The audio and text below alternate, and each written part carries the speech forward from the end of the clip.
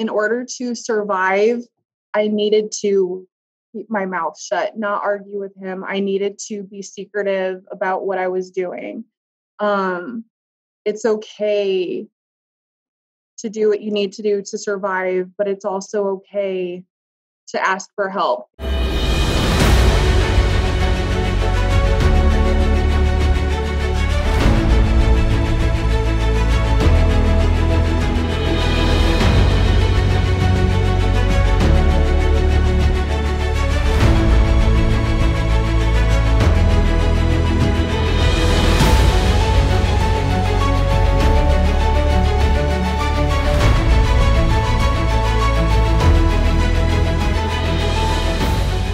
Hey there, welcome back to another episode of American Snippets. I'm your co-host, Barb Allen. Listen up, everybody. I don't have to tell you that it is crazy, crazy times in our country. Crazy times. And on top of all the political turmoil that is going on, there are some other movements that are coming forth. And one of those is a recent drive to bring awareness and to combat the horrific crime of trafficking, specifically child trafficking, but certainly trafficking of all ages. Our guest today is a firsthand expert in that with an incredible story that she is very courageous enough to share with us. And on top of that, she's also going to help us talk about things like how to combat an overwhelming situation, how to change that mindset from helpless to powerful, from victim to victor and all that, which is another common thread that many of us in this country are feeling today. There's a feeling of helplessness and despair and anger that is really dominating our culture today. And our guest today has very powerful insight on how to switch those mindsets into a positive path as well. Christa Cairus is now a high school special education teacher as well as a Special Olympic coach. She's got several masters. I'm not even going to name the number. I'm going to let her give that number to us later. She is a mom of 3 young and beautiful children and the wife of an Army veteran. She lives out in Arizona. And today she is sitting down to share her story of how not only, certainly it's a huge part of her story. Christa was trafficked by somebody who said he loved her when she was still a teenager. And then she suffered an injury that led her to be paralyzed, specifically from the waist down. In spite of all of that, she is one of the most positive, upbeat people that you can possibly come across. She has an indomitable spirit. And so if you think that whatever you're going through gives you a reason to just sit back and give up, I get it. We've been there, done that. But listen up especially closely to Christa's story and the things that she's got to share with you, because she's got special nuggets for all of you, all of us, to apply to our lives. Christa, thank you so much for taking the time to spend with us today. Thank you for having me. Yeah, it is very, I talk a lot in general, obviously, but I talk, I found you through a guest that we had, Jason Schechterly, and I found him through somebody else. And so all the things that you can accomplish when you just reach out and you connect with people, you never know who that one connection is going to bring you to, is going to bring you to another. And that really shows the power of who you surround yourself with and who you allow to influence in your lives. And you can share that story as well. Let's, there are a lot of interesting things to talk about in addition to your story, some spin-offs of that you and I were talking about here just before we started recording. But let's give our community that background story, if you would. Take us through your story, and just let everyone know like where you're coming from, and then we'll get to where you are now. Yeah, absolutely. So, just kind of looking back, I was 18 when I met a guy at a bar, which, I mean, is not abnormal. That's where a lot of people meet their significant others and everything. And he was from New Mexico. I was from Iowa. We met in Iowa. He was working up there. And it took off like real fast, just, and he was so good with the way he talked, and, you're so beautiful. You're the most beautiful thing I ever saw. And this man was 8 years older than me. Okay. Older than anybody I'd ever been with at that point, only being 18. And my mom was trying to get me acknowledge these red flags, like Christa, he's 8 years older than you. Why would he be interested in an 18-year-old? And, you know, me being this like grown, independent woman, like, maybe he thinks I'm hot, mom. Like, you don't even know. And my mom worked at a men's prison, so I very much should have listened to her. She ran a background check on him and said, well, he's been arrested for this, this, and this. Did you know that? And my mindset, being 18 and rebellious, well, he wasn't convicted of it. If he was guilty of it, he would have been convicted of it. And I had a good family life, but I was like partying and drinking my senior year. Like, I wanted to live fast. And so at that point, when I met this guy, I was just swept off my feet, and I believed everything that he said. By the time he had me hooked, he said, well, my company is going to move me back to New Mexico. So I don't know how this is going to continue with you living up here. So I was going to college, and I said, I can go to college anywhere. You know, I can transfer down there. Let's do it. You know, and my mom, again, both my mom and my dad were both like, why would you move that far away, you know, from Iowa to New Mexico? What is in New Mexico? And I said, well, I could make more money down there because it's highly populated versus the Midwest. And I really wanted to see, I mean, outside of like being in this relationship, I wanted to see what life had to offer me. Yeah, I really wanted to see the world. So it really didn't take that much convincing for him to get me to move down there with him. And I was, so when you're 18, by the way, and let's just like jump in as we go, right? 18-year-olds, I'm a mom to 4, right? So now the oldest are 21, 20, 19, and then I have a almost 17-year-old. So plus I was 18 once upon a time. So like it is because already I know there's going to be people like, well, you know, when you get to the rest of it, well, why did you move? Why did you ignore the arrest records? You know, and I will also say that there are plenty of people, and I know some. I have friends who, with a significant age difference. A good friend of mine who is my age and met his now wife when she was like 19 or something, like a huge age difference, and that alone doesn't imply bad intent or a bad person, right? But it's the other demographic that does have something to hide. Yeah.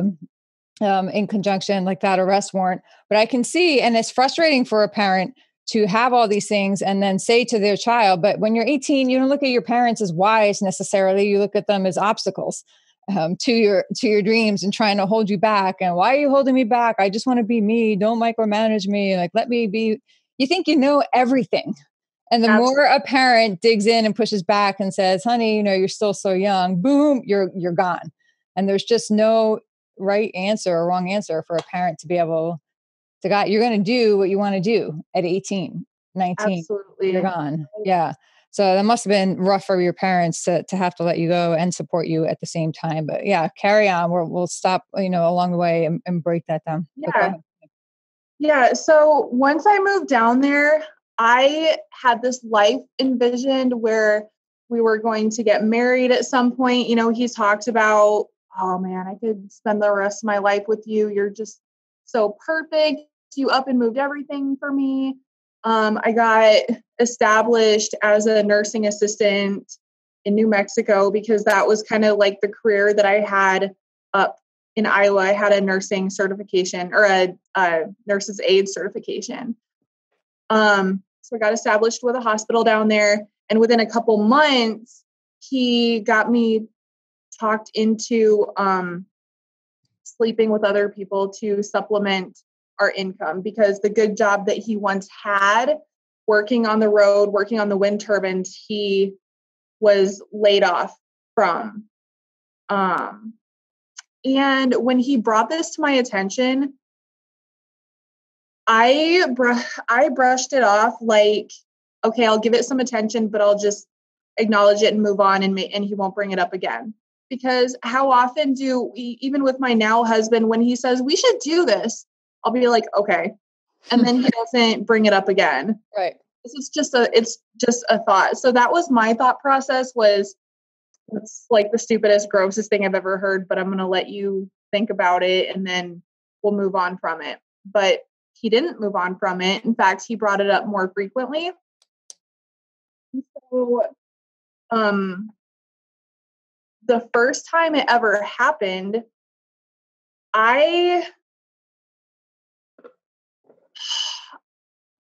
just felt so bad and so gross. And I allowed it to happen. I could have said no. He didn't force me to do it. And I learned throughout like years of counseling that it was coercion. Mm-hmm. But I spent a really good chunk of time believing that it was my fault, because I could have walked away from it. I could have broken up with him. I very well could have had that right. But reflecting back, I was not emotionally or mentally in control of the situation. And once it happened once, I thought it was going to be a one-time thing, and then it wasn't a one-time thing. It became once a month, and then once a week, and then every day, and then one person, and then a few people, and then like hundreds of people. Wow. And I can see you still struggling with that right there, when you go back. And again, it is very difficult for somebody to listen to this if you have not experienced such a similar thing, or to some degree of it, some caliber of that. So one of the things that he always used against me was, well, this is why my marriage didn't work. And so I was kind of like, I'll be the one to fix it. Or I'll be like, I wanted so badly for him to be the person that I thought he was in the first August 4 months. I wanted so badly for him to be that person that I thought he was. And it progressed very rapidly. And once it did, I was working 16-hour shifts at the hospital. And for that reason, I mean, we did financially, we did need the money for me to work extra, but I thought the more I worked, the less it would make me available. But then that wasn't the case. I would come home from work, working 6 a.m. to 11 at night, and he would have somebody just sitting there waiting, ready to go. And so you would walk in the door after working all those hours. Hi, honey, yep. I'm home. Oh, I'm so glad you're here. I got something for you to do. Yep. Oh my goodness. Yep. So, and I just remember being exhausted, and I found through therapy that, again, I'm very much not in control of that situation, because that is a mentality of somebody that just wants to survive, that's barely surviving mentally, emotionally. And so I just did what I needed to do. And he, at that point, had never put his hands on me, but he was very mean with his words. And I'm a very thin-skinned person to begin with. And I take a lot of things personally. So all it would take is for him to call me a nasty name, or to tell me that I was fat, or to tell me that I should just move back home to live in my hick town or something like that. And that just, it would devastate me. And I didn't want to be that person like, no, I can do better. But I wanted to fix him. Like, I knew that he had a temper, and I knew that what was happening wasn't right. I just wanted to fix it. And so the longer it went on, it went on for a couple of years, and I'll tell this story. I got pregnant in 2009. Sorry, it's like establish this timeline. Yeah. 4 years of a blur. So I got pregnant. I had my son, and I mean, you know, as a mom, you have the healing process 6 weeks after you give birth to a baby. He had me with somebody within a week. And this man that he had me sleep with was like actually very nice. You know, he could pick up on all the nonverbal cues, and he could tell that what was happening was painful. And I started crying, and I said, I'm sorry, I just had a baby. And he said, yo, bro, like, I didn't know she just had a baby. I didn't know these things about your girl. Like, I can't do this to her. And my ex got so angry and was like, no, she's fine. She's fine. And then when he said, no, I can't do this to her, he said, you fucking ruin everything. Why do you ruin everything? And I said, I'm sorry. I was trying not to cry. Oh, and I shouldn't have apologized to him. I shouldn't have been sorry, but I said, I'm so sorry. Because I just didn't, I didn't want it to be my fault. And that was like really the breaking point when I realized that what was happening was going to like kill me if I continued it. And so I kind of started formulating plans to move back home. And that's when he started throwing things in my face that I was going to be a single mom, that no one was going to want me raising a baby by myself. And like, I had gained weight from this pregnancy, that I was fat, you know. Again, that was like the main thing, that I was going to be this fat single mom. And looking back, I mean, we all know single parents. Like, I was a single parent, you know. You ended up being a single parent, and it's like, that shouldn't have been my reason to stay, but for some reason it was. And I ended up staying, and then I ended up getting into a motorcycle accident, and I broke my neck and became a quadriplegic. So not only was I with this guy that was emotionally abusive to me, then I sustained a spinal cord injury. And then it was even harder for me to get away from him because, like, I couldn't walk. And I had a baby, like a new baby. So now you're completely physically dependent. Before you were emotionally dependent on him, and now you're also physically dependent on him. And even backing that up a little, let me ask you, how did you balance that stress? Because you were effectively living a double life. Your family didn't know what was happening. I'm imagining your coworkers or your patients would look at you in one light and have no idea that when you returned home, you were facing what you were facing when you got home. So you had to put on a completely different front outside of your home.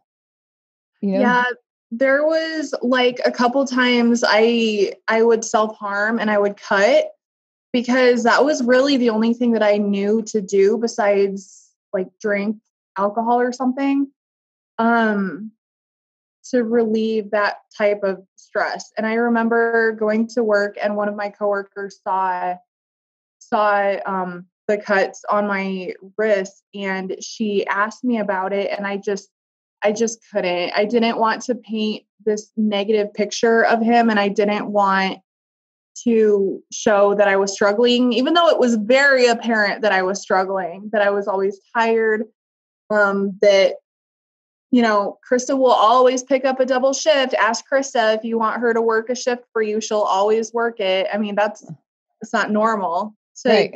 live at work. But nobody was ever invited over.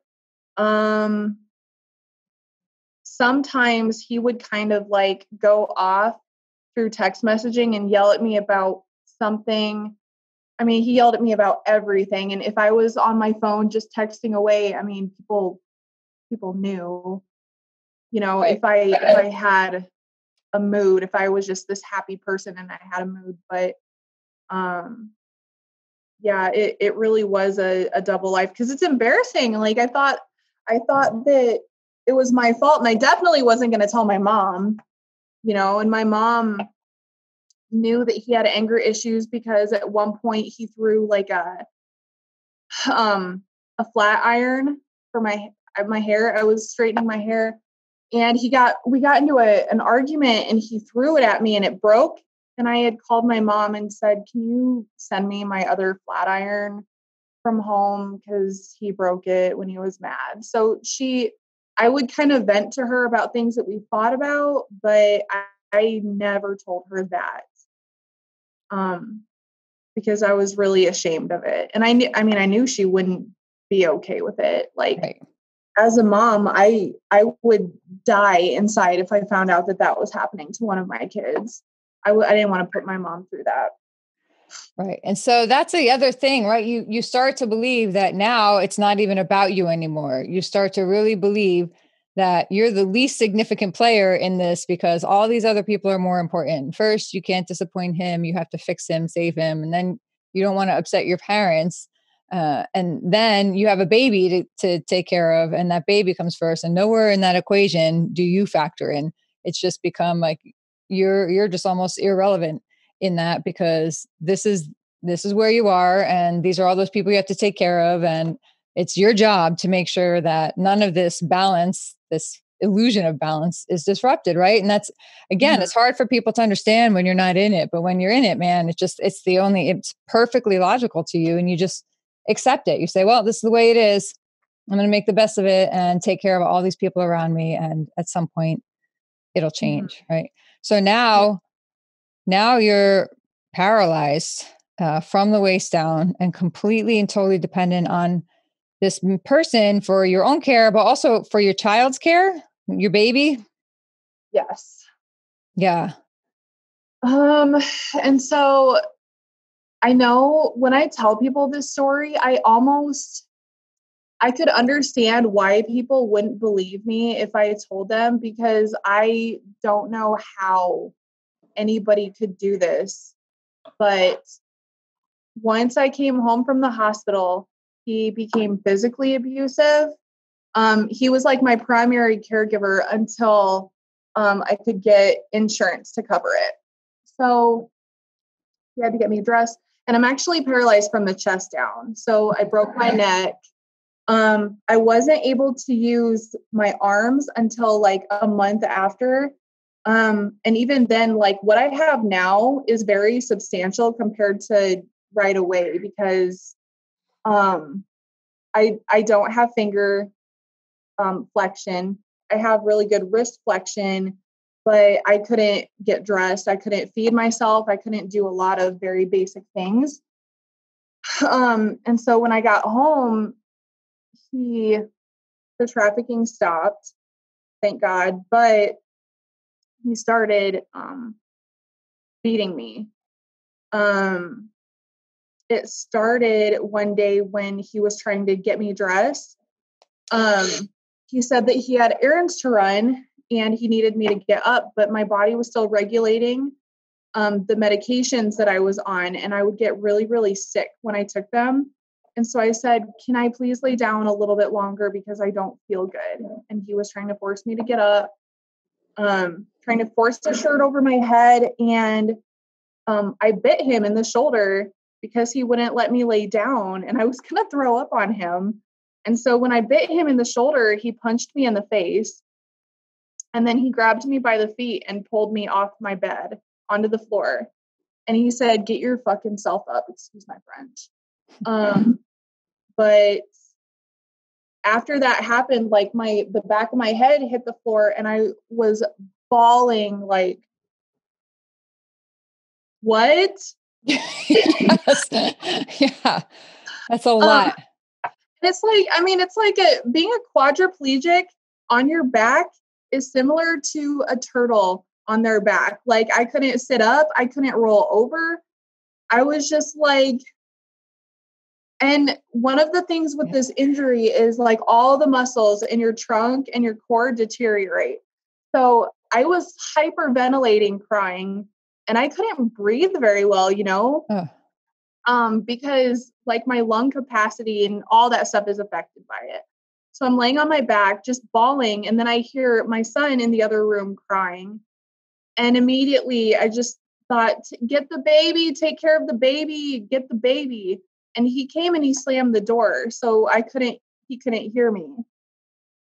And that was the very first time. I mean, there was one time that he threw me out of my chair.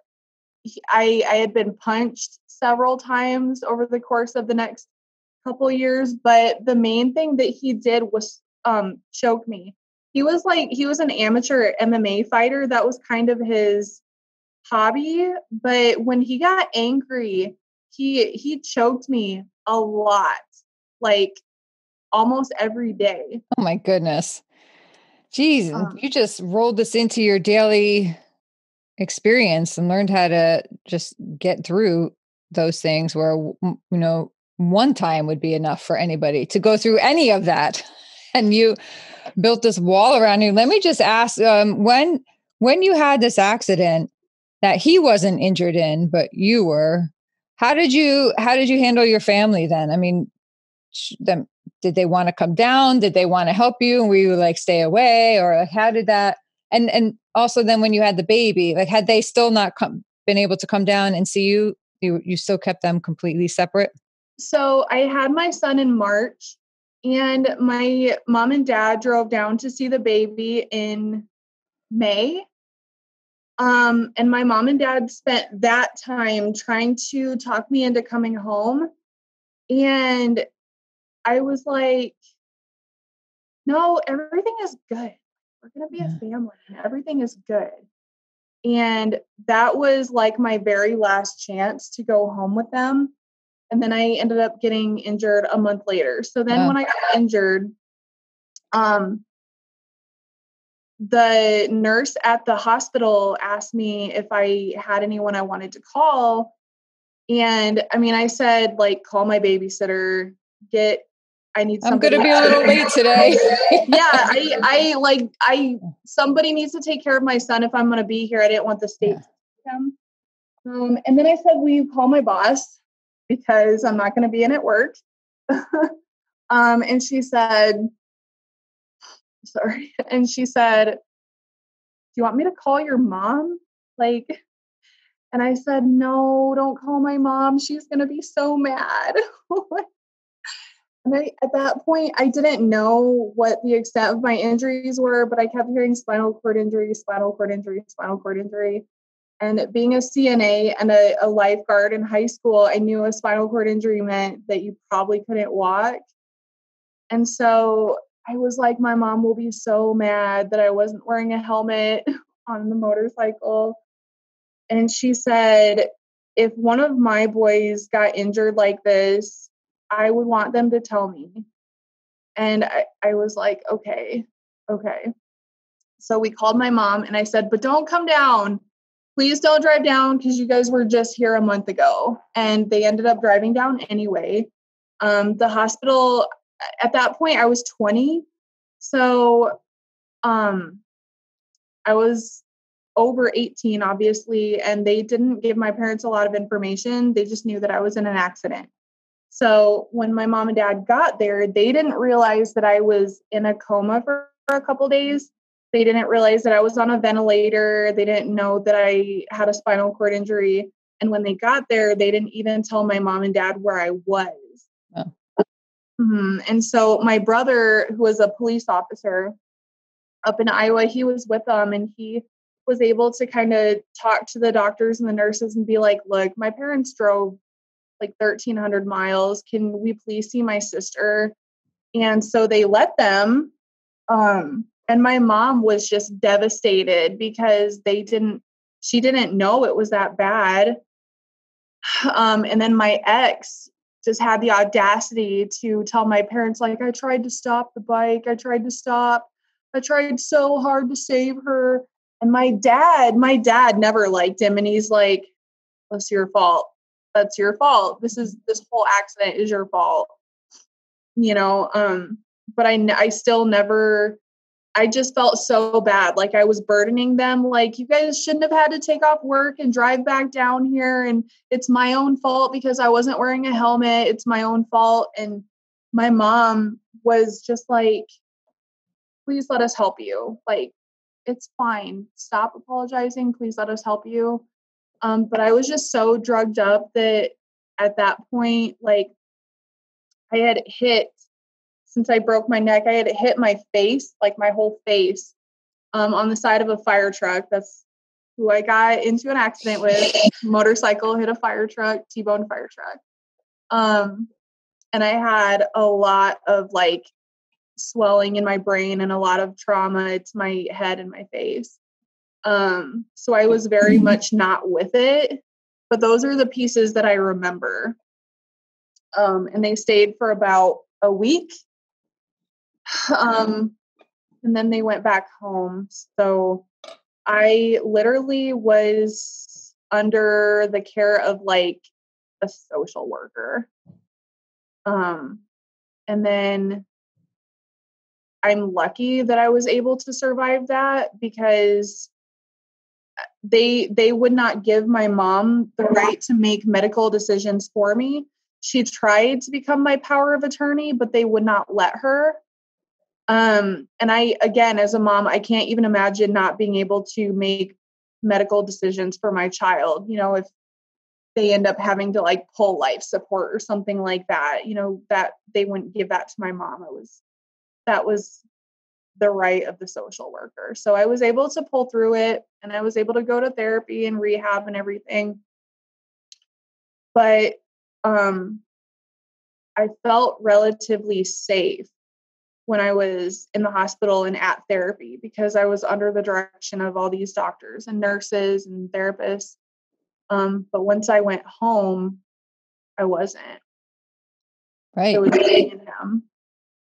Yeah. And so now you get through all of that and you're home and you have an infant to care for.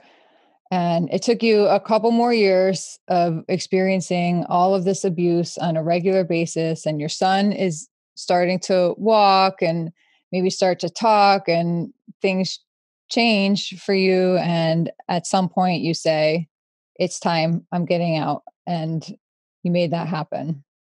So the day that I decided that needed to happen, I didn't know how to cook. Like I couldn't use my hands. Like right now, I can use like my wrist flexion and everything to hold simple things like a marker or a spoon or whatever, and I can cook now. But at the time, I didn't know how to do those things. I didn't know how to brush my hair, brush my teeth, do anything. So I asked him if he could get me something to eat, and he said, I'll get it when I'm done. And I said, will you please get me something to eat? I don't even know what he was doing. I think he was on the computer. Something that definitely could have waited. Mm-hmm. And when I got snippy with him, and said, please get me something to eat. Like, I'm hungry. Because if you ever raise your voice to somebody like that, or if you challenge somebody like that, they just, oh no. Yeah. So he came and he strangled me. And I blacked out. I was sitting on the couch. I couldn't like get up or roll away or anything like that. He strangled me. And when I came out of my blackout, I texted my mom and I texted one of my friends, and they called the police. The police came to our door saying that they got a 911 call about a domestic situation, and they didn't separate us. They questioned us together. And what am I going to say? What if they don't arrest him? You know? And that was my fear. I was like, what if they don't arrest him and then I'm going to be stuck here and he's going to kill me or he's going to kill my son or something. So I just said, yeah, no, it's fine. I probably would have if they would have separated us, but they didn't. I didn't want to say it in front of him. So then after that situation, I started realizing like, okay, I'm going to die if I don't leave. So it took about a year after that to get it all together. I convinced him to move back up to Iowa where my family was. I was able to get my first job and save some money. I was able to get an apartment, but I mean, these things take time. And I had to have friends like waiting on standby to take some of my clothes, and I had to take things out of my house slowly so he wouldn't notice. Yeah. And so, okay, you make that happen. And I believe you had convinced him to move back to Iowa with you to get back to your community, back to your families. And then when you told him that was it, game is over, like this is not going to happen anymore, he didn't just say, okay, I understand. Good luck, Christa. It's been a pleasure. It's not exactly how that went. Absolutely not. So he pulled a gun on me when I told him that I couldn't do it anymore. And I had been finding my voice over that year because I had my mom and dad close by, and I was falling into a norm of, being in my chair and everything. And I said, like, I'm not doing this anymore. Like, I got loud with him one day. This is not working out. You're mean to me. You're abusive. I'm not going to just be in something like this anymore. And so he pulled a gun on me, put it in my face. I had my son on my lap. He was a little over a year old. And I had my arms up like this, like to protect his face. And my ex started like punching me. He was punching me in the face, punching me in the arm.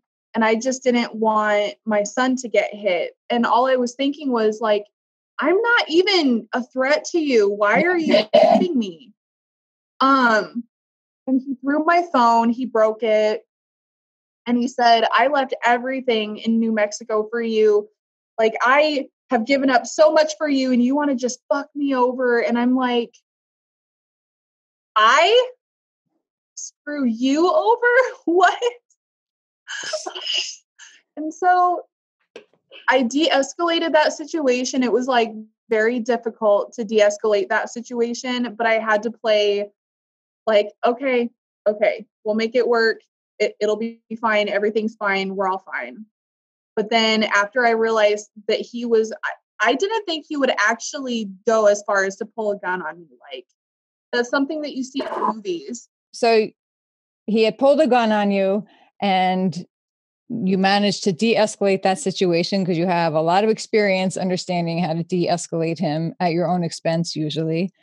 And you get him out and you get to start your life, and how you've now, and I'm sort of, putting this in bullet points because it is so much, but I really want to make sure we don't run out of time before we get to where you are now, because that story is terrible and awful. And, I mean, you're a warrior for coming through that the way you have, and I really want to land at where you are now. Now you are a teacher, you're a mother of 3. You somehow went on to have 2 more children, even though you have this injury that you are dealing with. And I know a lot of people would just say, all right, that's it. I can't do this, is, put limits on their life and just look at that and say, okay, well, now I can only do X, Y, and Z. But you don't seem to be the kind of person who looks at the injury, looks at anything you've been through and said, well, this is the best I can expect. You have gone for it. You have built a life that people would die for almost, who would be so super jealous. I'm sure people look at you and like would want your life. That's the life that you wanted. And you did it in spite of all of these things that you've been through. How was it? How did you get to from that place where you had just found your voice and just got him out and just managed to move on? Now you're still a single mom in a wheelchair. What was that difference in your mindset from before? Like before, nothing changed that. You were still a single mom in a wheelchair, but now you're a single mom in your wheelchair saying, I'm going to do this anyway. Where was that flip in your mind, like that switch? So, although I am very sensitive and thin-skinned, I'm also very strong-willed and hard-headed. And so I was at a point where he had controlled, not only had he controlled 4 years of my life, I felt like he took so much away, and I was going to be damned if he let me, if he took everything, like the rest of my life away. And I was only 21 when I finally got away from him. And that's young, and I wanted to be a good mom to my son. He didn't ask to be brought into the situation. And then to have a mom in a chair with like limited physical capabilities. And so I wanted a good quality of life. I didn't want to live on disability. I didn't want to sit at home. I wanted to be able to do normal things and make my life enjoyable. So I started with going back to college. And I knew with my past, I had a really good story that I could use to help other people. And then, I did date a couple guys after him, and they weren't good ones. And I kind of was at a point where I was like, girls in wheelchairs aren't meant to be married. Like, we're like a lot of work, and we're not meant to like be in long-term relationships. I kind of came to that conclusion. And then I met my husband when I wasn't even looking. He was stationed over in Japan. And one of my friends that I met at a single mothers group, her husband was also stationed with him, and they introduced us.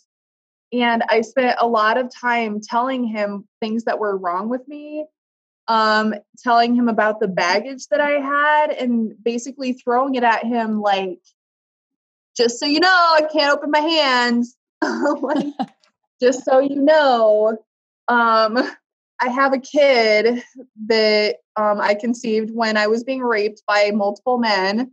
And he said, I think you're freaking awesome.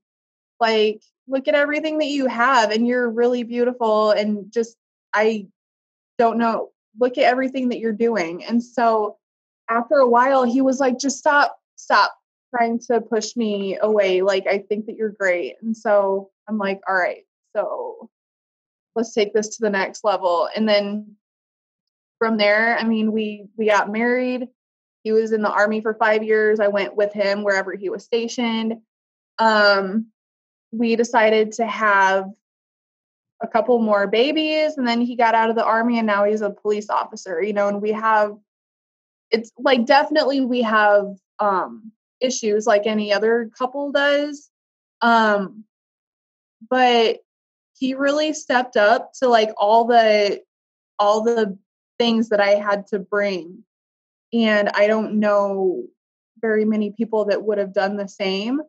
And I wanted my kids to be proud of what I was doing. I knew that at first I wanted to be a therapist for battered women like myself, but I realized that if I turned that into a job, it was going to inhibit my own healing. Yeah, you can get you without even realizing it, you become that professional victim almost, and yeah, it can be detrimental. So yeah, so now you're a Special Olympic coach and teacher and you're teaching children, which you're also adding your own flair to, because you're teaching them, about mindset and as well as curriculum stuff.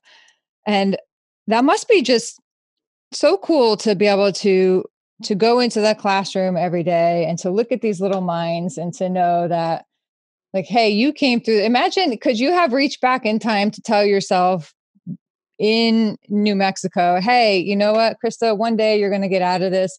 One day you're going to have this beautiful family and you're going to be a teacher that parents bring their children to. Like when you were filling your head with all that shame and thinking you're this low person, now you have parents entrusting their babies to you. And there's really no greater form of trust than that, I think. So if you could look back and tell that Christa in New Mexico that all of this is going to happen, do you think, do you ever just look back and say, what a spread and how far you've come?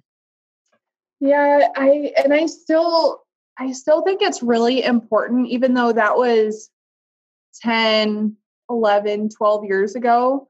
It's still really important that I get my therapy and my counseling, because I still have to remind myself that those things were not my fault, but also, I just, I've come to realize that me comes out in the form of PTSD, and it comes out in the certain situations with the fight, flight, or freeze. And I keep having to tell my old self, my 19, 20, 21-year-old self, that it's okay. I don't know how I survived that. I don't. And I feel like I would be doing other victims a disservice by staying quiet about it. And these kids, because I teach high schoolers, a lot of kids come from broken homes and come from trauma. And while they might not relate to me like on a very specific level, as far as like being paralyzed or being sexually assaulted or anything like that, like I really enjoy being able to kind of be the poster child of overcoming all these obstacles. And I have a lot of kids that are like, Miss, I'm so proud of you. You're in a wheelchair and you get here earlier than we do, and you're in a wheelchair, and they're just so sweet about it. So, I mean, you do come from a good place of resilience, and I think maybe I would imagine that you're able to look at these students who, if they're saying, I'm having a bad day, I'm having this or that, and just something like where other people would not understand how to coach somebody through that moment, you've developed those skills and you're able to guide them through moments where they get frustrated and all that. And I want to touch on something again that you and I had spoken about before, because even now as you're sharing this story, you could tell at some points, you get kind of pulled back and it gets hard for you to talk about. And then at other points you're able to just go on and ramble like this happened, that happened. And there can be a misperception. And I want to give you a chance to talk about it. I want to give our community even a chance to hear this, because it's a whole other aspect that a lot of people don't think about. And even you just saying, that it's important to share your story because you could be doing other people a service. While you're up here and you're very well spoken and you're sharing this story, it is not necessarily an easy thing to do or an easy trait to develop. And you're able to do that almost matter of factly in some points, but that doesn't mean it's not still, hard for you. When you come off of an interview, like this, for instance, do you need like a recovery time? Do you need to kind of go back and transition back into life before you like go grab your kids and you're a mom again? Like, do you need to kind of just say, okay, that's over and go back? How do you get through that? What are some things that you do to kind of psych yourself up, to take yourself back to that place and then to get back out of it so that you can move on, because there's going to be a lot of people who are also thinking that they should share their stories, but you can't just go into it thinking you're going to share your story and come out and it's going to be okay. You have to develop some sort of So mechanisms. I've realized over the past few months that the more I talk about it, the more therapeutic it is. The very first podcast I ever did, I kind of left that podcast like, okay, cool, I did a good job. And then that night I was just so angry at my ex. But I found myself trying to repress emotions and telling myself that they were wrong, that my feelings were wrong.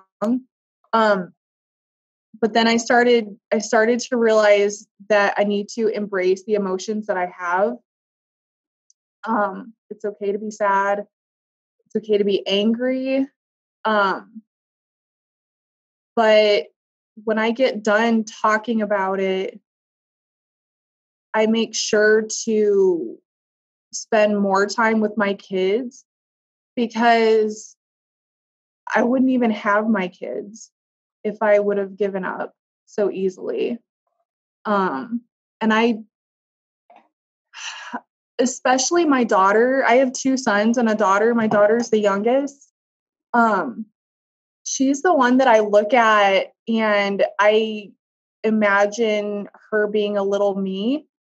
And I just look at her. She doesn't realize it. I just look at her and I'm like, I will kill whoever tries to do this to you. Like, and I keep telling myself, like, you need to raise her good. Not that my parents didn't raise me good, because they raised me very well. But I'm like, I need to prevent this from happening to other people. I need to prevent it from happening to my baby. Yeah. And that's where I get the most emotional. It's just like, is just right there. Yeah, I bet.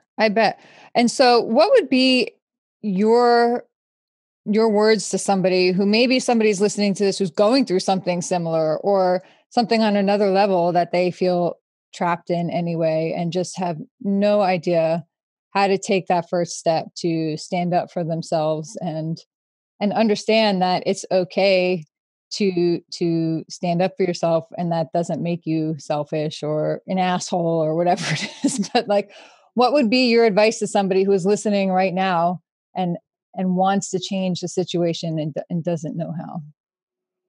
So I would say you need to do what you need to do. So in my case, in order to survive my ex, I needed to, this is what they call the freeze response of PTSD. In order to survive, I needed to keep my mouth shut, not argue with him. I needed to be secretive about what I was doing.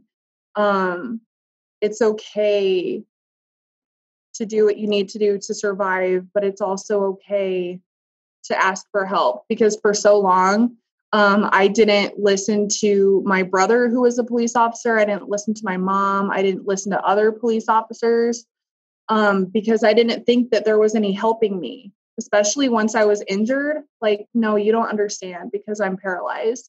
No, people want to help. The majority of people are good and they want to help, and it's okay to ask for help. Even if Yeah. you think that you know. Yeah, thank you for that. And then what would you say to people who are just wrapped up in the current situation in the country, and maybe just feeling the impact of the fear and helplessness people are feeling? I know that's happening. We're getting messages and comments from people, and I've felt it too. It's hard not to feel it, right? Like, you feel like you're just helpless to stop what's happening today. You're told that you can't work, you have to watch your business go under, you have to watch this or that. And then the feeling of helplessness that can overwhelm people. How would you suggest that they, like, push through that feeling to move into positive action?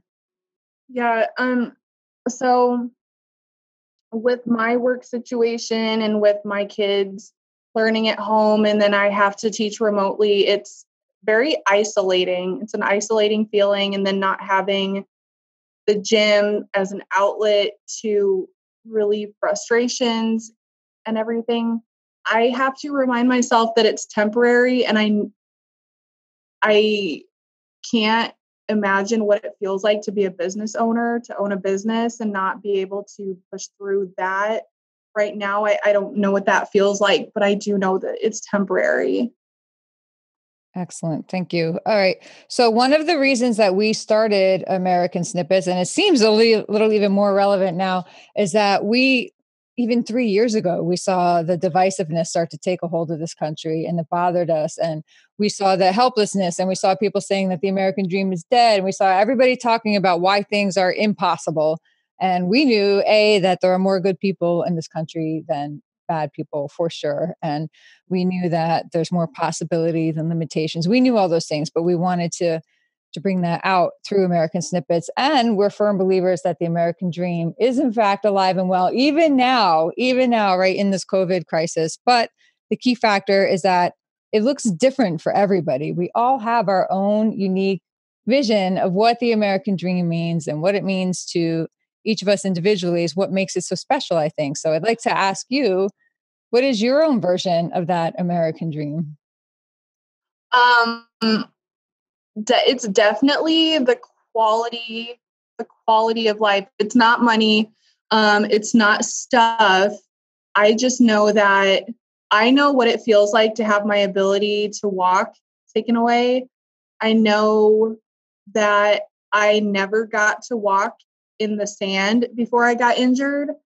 There are a lot of things that I didn't get to do before I lost my ability to walk. So now that I live a life where I can teach others how to be successful, teach my students how to be successful, I can come to work and I can enjoy it. It's not a job that I have to work. I come to work and I enjoy it. And then I can go home and see my children and have a conversation with my husband over dinner. Like, that is the American dream to me, because so many people don't get that. They don't get those things, or they don't have a job that they enjoy. They don't get to have children. You know what I mean? Yeah, I do. And I love that you said that, and you just broke it down to something. So I don't know why that just got to me so hard when you were like, the whole walking in the sand thing, because I think it is really important to break it down into perspective, and none of the stuff that bothers us on a day-to-day basis really matters in the long run. So many things we all take for granted.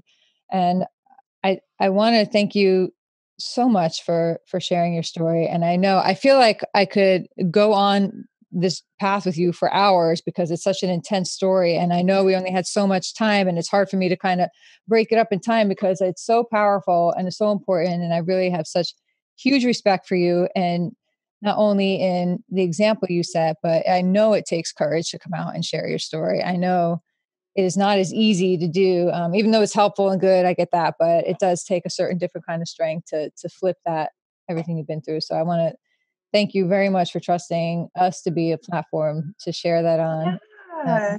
and to connect you with our community. If people want to follow up on you, find that book that you wrote, which I didn't even get to mention yet.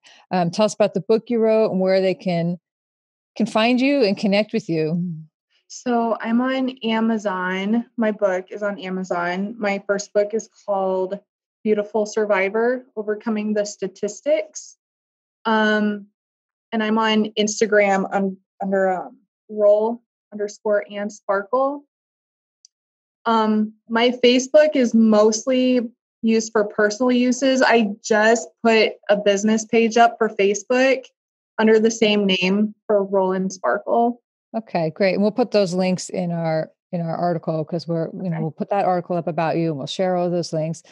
Christa, again, thank you so much for taking the time, and for the energy to take yourself back through that story and applying those lessons that you learned. I really think that now more than ever, we need to just surround ourselves with people like you and messages like yours, and all push through kind of this overwhelming time together. So thank you so much. Yeah, thank you.